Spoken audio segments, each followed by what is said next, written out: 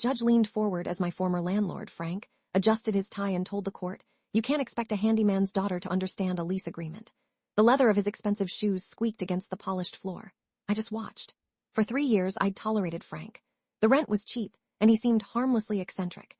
He'd forget to cash my rent checks for months, then demand thousands at once, tacking on late fees he'd eventually forgive like a benevolent king. Show up unannounced for inspections, his eyes lingering on my furniture longer than the plumbing. I told myself it was just the price of a good deal. The breaking point came on a Tuesday.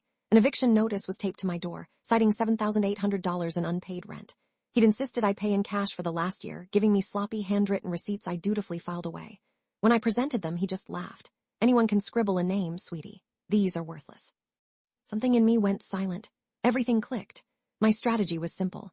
I found 2 other former tenants he'd scammed.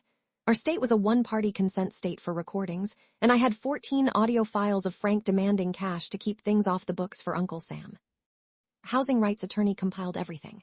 My recordings, the 37 screenshots of his harassing texts, and a time-stamped image of him using a photo of my decorated apartment in a new rental listing while I was still living there.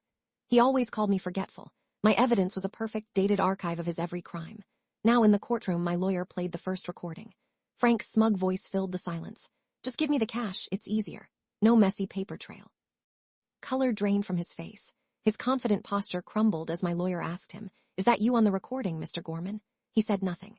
The final reversal was seeing his face when the judge viewed the rental listing photo. The same one he'd bragged was good for business. The judge awarded me $15,000 in damages and returned rent.